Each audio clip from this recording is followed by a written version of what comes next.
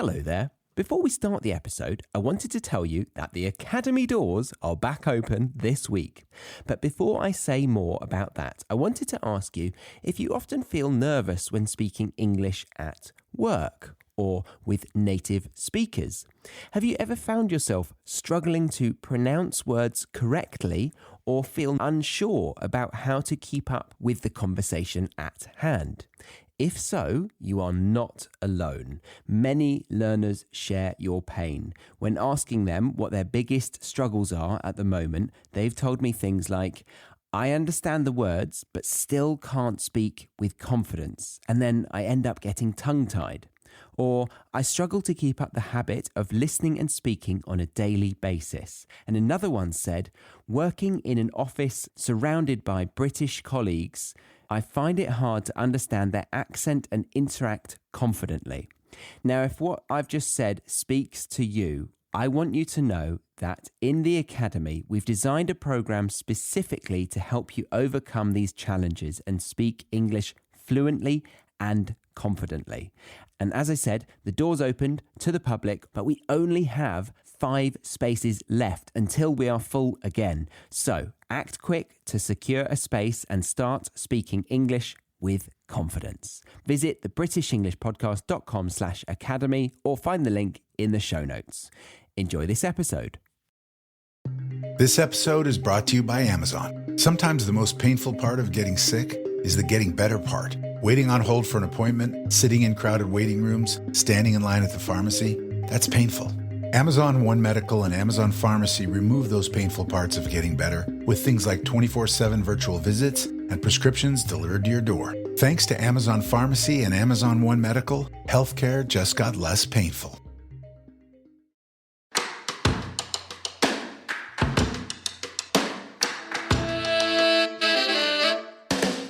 Hello and welcome to this episode of the British English Podcast, the show all about British culture and British English. And in this one, we are chatting with the author of a book called Understanding the British. And I love this. Amazon says the following. The author, Adam Fletcher, is a bald Englishman living in Berlin, Germany. He sold more than 350,000 copies of his books, not all of which were to his mother, he hopes. But she no longer lets him into her garage, apparently.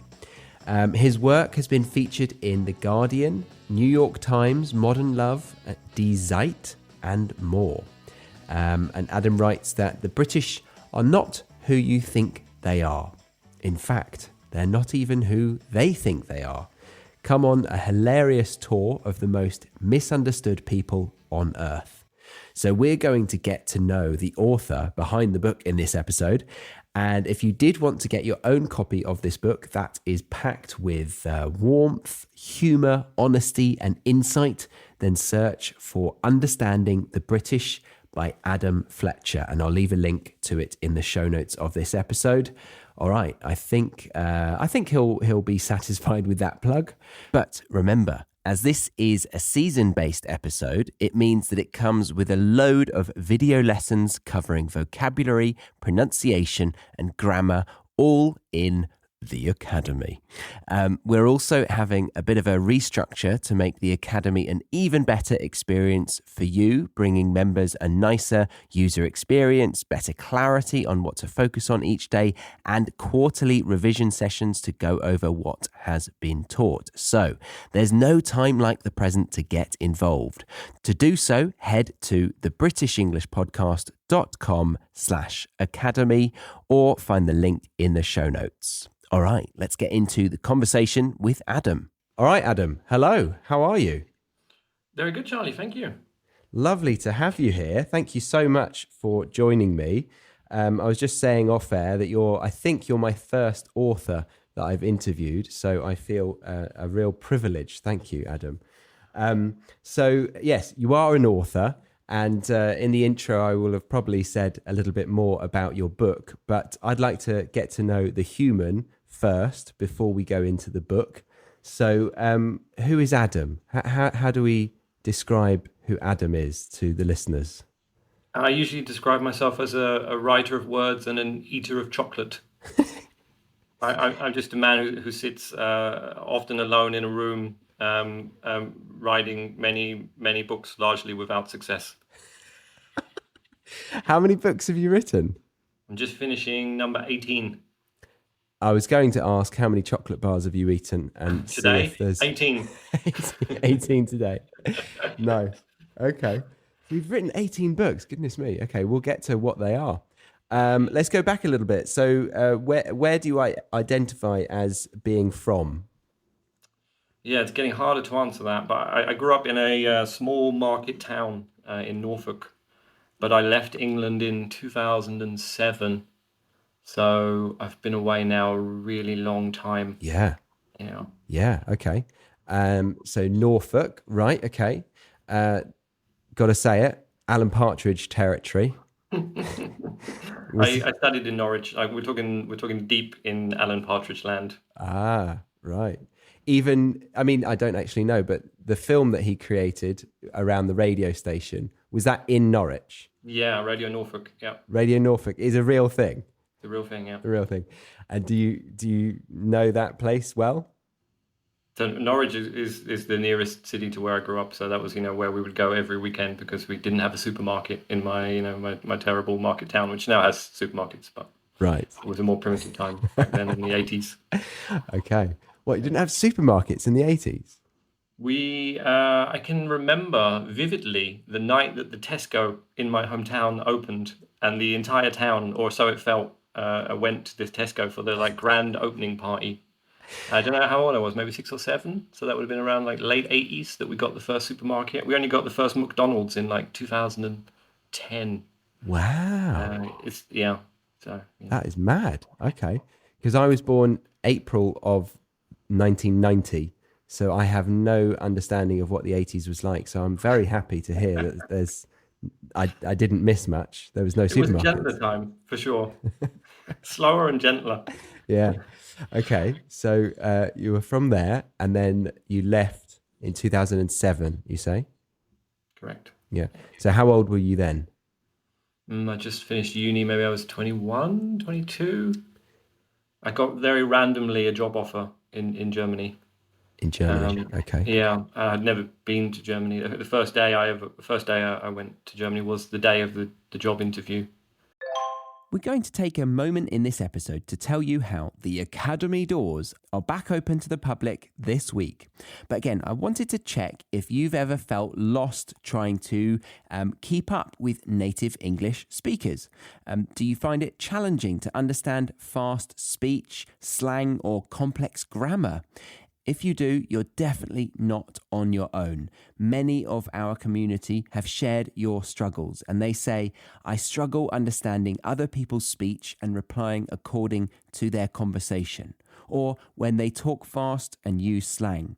Or even, I struggle to use more complex grammar that I actually understand when doing the exercises, but I still can't find a way to use it in real life.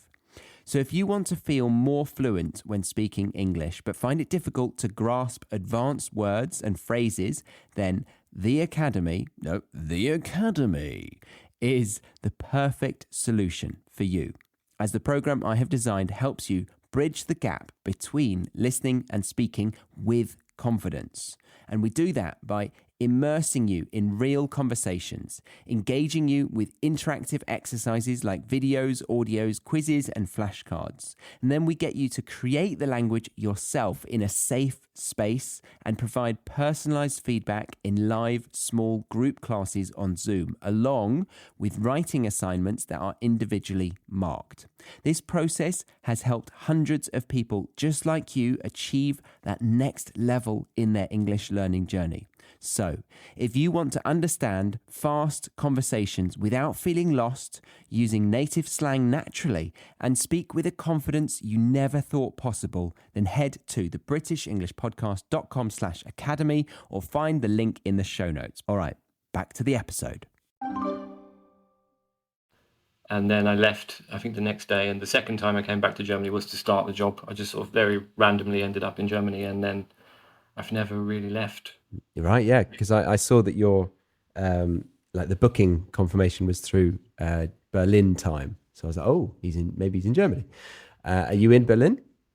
I'm in Berlin, yeah, where I've been for not even sure 12, 13 years. Right. Okay. Like that. Okay. I spent a stint of my time in Nuremberg, 4 years actually. Happy 'Cause memories. happy memories, yeah. Quite a slow pace of life, and very Bavarian, so very far from Berlin sort of lifestyle. Yeah, I think Berlin I always think of as a kind of banana republic. Like it doesn't have much to do with the wider Germany. It isn't really very German. You don't need to speak German to live here. In fact, it can be a disadvantage. So like it's very much its own thing. Right. And Okay. that's why a lot of other Germans don't really like Berlin. Like I feel like they're sort of a little bit ashamed of Berlin, having Berlin as their capital. Fascinating. Could you go back and explain Banana Republic, that reference? It's kind of like its own little startup micronation. Like it doesn't feel to me like it really belongs in the wider Germany, or that its values are the same as the wider German values. It feels like its own little micronation. Yes. Okay. Very nice. So you're not referring to the clothing store. No, I wonder if they have that moral in their shop. it could be. Could be. Yeah. Okay. So you went to Berlin, and what did you study at university? I can't believe that anyone cares about that. I feel like we need to Boris Johnson this. I need to mention my book so many times that you kick me off. Did you see the story about him on election night where he got booted off of the Channel 4 News? No, I didn't see that one. They had him as a guest pundit for the American election night, Right. but the whole time they kept asking questions about the election, and he kept holding up his book and trying to talk about his memoir. And then during an ad break, they fired him. When they came back from the ad break, his seat was gone. Really? Yeah, and then they announced that they'd fired him because he kept plugging his book, Understanding the British by Adam Fletcher.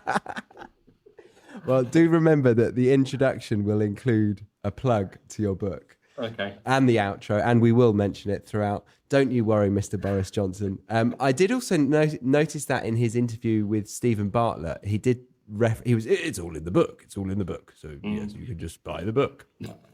Yes, you can just buy the book, Understanding the British. So I would like to complete the set though. What did you study? I studied business and IT. Business and IT. Okay, I don't have much to follow up on that. This is really boring. Which is why I tried to duck the whole question. I tried to save you this. You did. This awkwardness now of you trying to find up an interesting follow-up question. No, I won't. But it's also interesting for the listener, I think, to see that you can be quite confronting when it's like, if somebody says, I'm an accountant, you can almost say, oh, we don't really have much to talk about that then, do we? Because they're probably so aware of that themselves, assuming that they're self-aware, right? Yeah. Yeah. I mean, business and IT gives a little bit more, maybe, than accountancy. At least business does. IT is tedious, deeply tedious. Business is very open, yes, to go anywhere really. So then your first job, what was that? First job. I mean, like the first job, I was a paper boy. Age 12, £7 a week I earned. High five. Delivering the 12 Sun. £12 a week? Oh, £7 a week. Okay. It's a miserable amount of money. I had to get up at 6:30 every morning to earn £7 a week. I feel like looking back, it was an incredibly stupid economic decision on my part. But I mean, I was 12 That's probably why you studied business. to get better. Yeah. I made many more very stupid decisions later, so it didn't feel like that business degree in the end really helped much. And I became an author. Okay. Not related. Like if you were going to try and create a job, I feel like being an author is another terrible decision. The economics of books do not make any sense. So Nice. Okay. So yeah, I did a paper round as well. I think I got £3.75 a day. What Okay. do you remember what you spent on your pretty much pocket money? I would spend it every day in the shop of which I was doing the paper round. So for them, it was basically free. I would buy sweets every morning.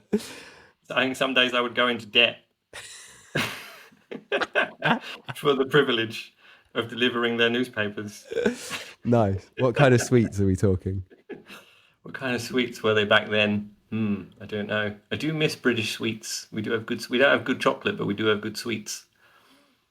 It was probably like flying saucers, bootlaces, like the classics. I don't know if these kind of things still exist, or you have to go in those like ye olde sweet shops that they have on the high streets now to get the kind of sweets that I was buying back then. Yeah, I don't recall those. Maybe they were only in the 80s. It could be. Yeah. I, I I would expect someone to say like a Freddo or Okay. Yeah. refreshers Refreshers are good. Could or go a a dip refresher. dab. Dip dab. Yeah. Sherbet. Yeah. There's some good stuff there. Yeah. Yeah. Okay, so you moved to Berlin, and what do you think of Berlin? Well, I used to think it was paradise. That's just why I'm still here. It was paradise when I moved here. Like it was so cheap. The quality of living that you got for the amount you had to pay for your apartment. And Germany has rent control, or at least Ah, Berlin did have rent control. right. So it was just very different. Like London had amazing culture, but the cost of living in London was insane. And I feel like it's a kind of rite of passage at the end of university that you climb into a little hatchback and you drive to London and you get a job on a grad program. This is what all my friends did. And I just looked at them and I thought, I just don't want to work hard. just I just don't think my 20s are really for working hard. Like I would rather just not. And Berlin, it was a place where you didn't have to really work hard because rents were really low. There weren't a lot of jobs, but you could sort of just kind of hustle. And we used to kind of all share these kind of sort of hustles that we'd found, And so you get a message saying that who's the people who do the sat navs? Garmin, something like that. The like swimming watches now. Yeah, I was but doing what it used to be like kind of GPS things, yeah, like tomorrow at 12, if you turn up at this car park, Garmin are going to give us GPSs and we have to drive cars around and test them. And you get, I don't know, €100 cash. Or it was all this kind of stuff, like we would do all this kind of, it was precarious employment. But I remember my first apartment, which we had, my ex-girlfriend and I, for like 8 years, was 520 we would pay for rent, including bills. So 260 each was all we had wow, to find. So you didn't have to work very much to kind of to get by, and that left a lot of time to do stupid economic things like write books that I think a young person now just would not have the chance to explore in the way that we were exploring back then.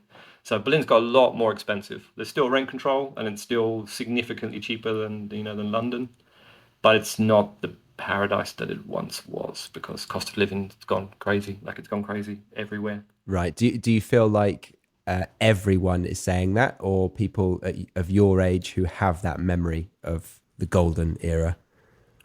I think now there's a kind of two-tier society here, which is similar to the two-tier society that exists in Britain, although it's different. So here it's people who have an old rent contract versus people who have a new rent contract. So basically in Germany, if you have an old rent contract, they can't really raise the rent. Mm. So we've been living in this apartment my girlfriend's been here now more than 10 years. I think they've managed to raise the rent like €40 in 10 years. Like you can't raise Gosh. it. So we'll never leave. Like we'll die in this apartment because it's so cheap. And people who arrive in the city now, they get a modern day contract. Ah, So they pay significantly more. They would pay more than double, probably about 3 times what we pay for this apartment would be the going rate right now. And in Britain, I feel like the two-tier society is people who own their home versus people who rent their home. And renters are kind of a little bit the oppressed yeah, peasant underclass who are there to kind of be exploited. And people who own their home are, doing significantly better. And it's getting harder and harder to kind of make that leap from renting to buying. And which is why you see that like is it the largest mortgage lender or the second largest mortgage lender in the UK is the Bank of Mum and Dad. You kind of need family help yeah, now to get on the property ladder. yeah, So yeah. yeah. Very good summary. Okay, that explains things. And does that change things conversationally when you're out and about and you're socializing with people who are on that more expensive modern like pricing plan? Because that must change the way that people can live. Like you can have a lot more disposable income, right? Yeah, they hate me. Yeah. Like it sucks. It sucks for them. And I feel like, like would I still be able to be an author if I was arriving in Berlin now based on the money I earn? Very difficult. Like I feel like, and Berlin was a city of kind of lunatics. and just kind of sort of crazy artists and musicians and people who were coming here to sort of drop out. And I think it's very difficult to drop out now here. It's still better than better than London. You can probably still live fairly cheap, but nothing like we used to. Right. And I feel for those people, and I don't know where they're, like the 21-year-old, 22-year-old Adam. I don't think he moved. I don't know where he is now. Like maybe he's in Poland, maybe he's in Armenia. Like I feel like there must be a new Berlin somewhere Right. that's significantly cheaper, that's allowing people to kind of live those very creative kind of off-grid lives. Yes. Yes. Yeah. So I've just arrived in Portugal for November, and I went to Lisbon for the first time yesterday, and I couldn't believe how cool it was. Like just Yeah. endless cafes, really nice restaurants and bars, and yeah, very creative sort of parts of the city. And it made me think, what is it that is the main contributor to a city being for the arts? And would you say it's what you've just talked about? It's having the economic freedom to experiment. And when, like, before I moved to Berlin, I was living in Leipzig, which was like just completely down and out in 2007. I felt like every second building was empty. And so there were like just always amazing cultural events going on, because people would just take that empty building and essentially squat in it and turn it into a bar, and then run their like I don't know, do their concerts there every night, or their poetry readings, or there was not everything was monetized. And I guess Portugal is an interesting example because it feels like it's done a wave of gentrification. There's a whole bunch of people I know here in Germany who all moved to Portugal, like in the last kind of 10 Yeah, years. there's a lot of Germans here. Yeah. And Brits too, and And Americans, Brits. although I think they've changed the visa rules now for Americans, kind of retired Americans. But there seems to be now a lot of pushback coming from the Portuguese themselves, in Yes. that they're being now priced out by these kind of richer foreigners moving in, and for young Portuguese people, they're missing out on that the chance to experiment because their cost of living is so high. Yeah, right. Wow. Okay. Well, let's move on to what you were able to experiment with, your books, and specifically the one that I'm here to talk about. There we go. Understanding the British by Adam Fletcher. So how old were you when you wrote this? I think I wrote that 8 years ago or 7 years ago. What am I now? 41. I would have been maybe 33, 34. So I Okay. did a bunch of books about Germans, Right. Germany. I did 4 of those, and this was kind of my niche. I was kind of like the guy who wrote nice things about Germans. Like Germans are really interested what people think of them. Like the British people are not, but Germans are. And so they really loved having, but because Germans have to hate themselves, it's part of their cultural DNA, because obvious things that have happened in their history. They're not allowed to ever say nice things about themselves, and so I'd kind of created this little niche as the foreigner who says nice things about Germans. Right. Okay. And those books were pretty popular? They were pretty popular, yeah. That was Or I was are? really lucky. I really accidentally stumbled into this little niche as the guy who likes Germans. And once I'd basically tapped that out, I couldn't do that anymore. And Germans were always asking me to do the same kind of book about the British. They wanted, like, no British people wanted the book, but Germans were asking me for it. And so then eventually I was like, okay, I've got nothing left to say about Germans, so maybe I should look at the British. I guess that's the great thing about these kind of books. They give me, like, kind of, each one takes half a year, and for that half year I can really kind of ruminate, can really think about what is it about this culture. And at that point I'd been in Germany long enough that I really had a distance to British culture. So I think if you grow up in a culture and you don't leave it, it's very hard. You're kind of the fish that can't see water. Exactly. Yeah, that's a great phrase. Yeah, the fish that can't see water. I only started doing this podcast when I went abroad, because I started to realize that we're quite strange in our own ways. Very much so. So what were the first things that you felt like must be in this book? I think I remember sitting in the living room with my parents, and they told me this story. It was a story about how my brother wanted a table. And so my mother had been looking on, I can't remember if it was like Gumtree or one of these like Yeah. British websites where people sell, Facebook Marketplace, and she'd seen this table for £5, and she'd sent it to him, and he was like, yeah, it's nice. And so she went to get the table, because she wanted to be nice. She had to drive there to get it. and the man, she got somehow scared and wouldn't go into the man's house, so she drove all the way back again. The man was annoyed because she was supposed to go there and pick up the table. So she went back again the next day with my dad, and then was reversing out of the driveway. My dad said, "Be careful, there's a wall there." And she said, "I know how to reverse out of the driveway. I've reversed out of this driveway 1,000 times," and then hit the wall with her car.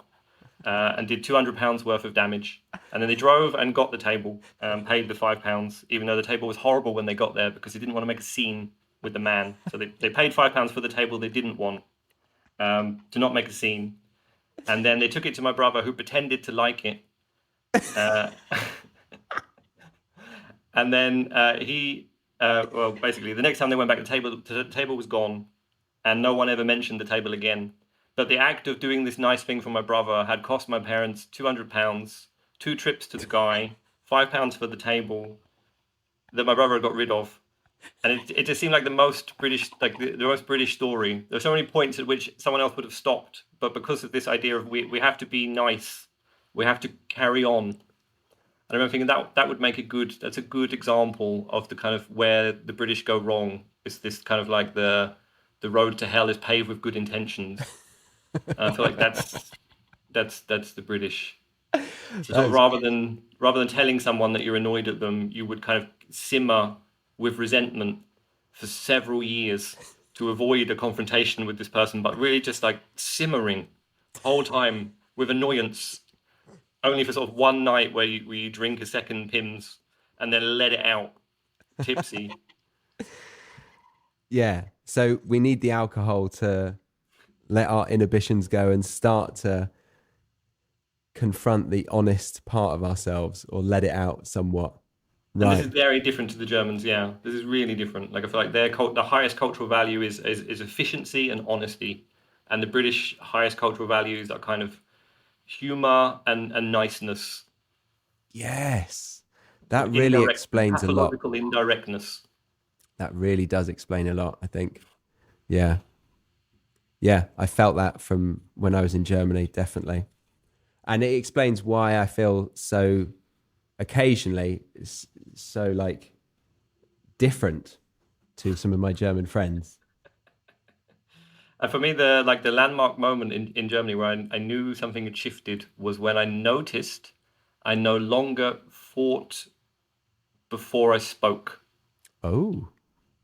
And I was like, I used to think every sentence out before I said it, looking for ways that it could be offensive to the person who was going to hear it, because I knew that the person who was going to hear it wouldn't be able to tell me if they were offended. Like they would tell me they'd tell me through subtext, or they would tell me 3 years later while drunk. So I was always kind of like thinking about, is there a way someone could be offended by this thing I was going to say? And in Germany, you don't do that. If you offend someone, they say, "You have offended me." And then you have a discussion about how you've offended them, and you explain what you meant by it. Yeah. And then you share a drink and you're paused, and then everyone goes home satisfied. And I thought, oh, this is so lovely. Like when I no longer think before I just say it. And how do your friends in the UK act or react to this new version of Adam? Terribly. They hate it. They hate me. My family, I mean, now they're used to it because I've been away so long, but I think I hurt them repeatedly. And they wish that I wouldn't. But I don't know. I remember I had a British friend here who I was also continuously offending. And I noticed that around him, I was still thinking before I spoke. And at some point I just said, "I'm sorry, I just don't think we can be friends anymore because I don't want to think before I speak." Oh, gosh. And I also don't want to offend you, like continuously. I want to keep blundering into offense. And so I think it's just better that maybe we're not friends. And do you know how he took it? Terribly? Terribly. Yeah. So you've got people in Germany that are on the new sort of billing of rent that hate you, people from the UK that hate you. So who likes you, Adam? This is why I spend so much time alone in a room.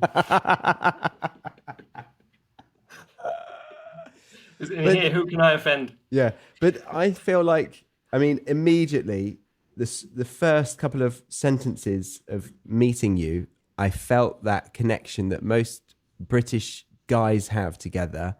And it was about, I think it was relating to humour, like There was something there that I felt you were ready to trade humorous comments immediately. Banter. Banter, Talking about yeah. Great British banter. And you're still doing that, but you're still speaking you're now speaking your truth. Is that a confusing, because you've got two of the priorities of a German and a Brit essentially married together? I think banter is very confusing, huh? Like I can remember my ex-girlfriend Annette, very, very German. Like very often saying in the early parts of our relationship, I would make the joke or subtly mock her, and then she would say, "But I thought you liked me," and then I would feel like the fact that I'm doing this is because I like you. Yeah. Banter is a desire to connect, and I'm showing you that I care about you by the fact that I'm kind of taking the time to make fun of you. Yeah, like in the playground when you push a girl to show that you fancy them. Exactly, yeah. Or I'm communicating that I think this relationship is special enough that we cannot set it on fire. Yes. We do not have to worry about offending each other. Yes. Yeah, because I know that we care enough about each other that we can test this relationship with sharp words and it won't bleed. Yeah, that's it. Yeah, nice. Okay, we will be leaving the free version of this episode here for today. But if you did want to continue listening to this conversation, then head over to the BritishEnglishPodcast.com, where you can sign up to the Premium Podcast or the Academy. The Premium Podcast gives you the ad-free version with transcripts, a full glossary and flashcards, whereas the Academy gives you all of that plus a whole lot more, including vocab video lessons, writing assignments, weekly Zoom classes, and you can also get paired with a new speaking partner of a similar level to yours each month to really get your speaking practice in. But if you were just here for the free version of this episode, then I thank you very much. Congratulations for getting to the end of this part, and I hope to see you back here next week for another episode. I've been your host, Charlie, on the British English Podcast.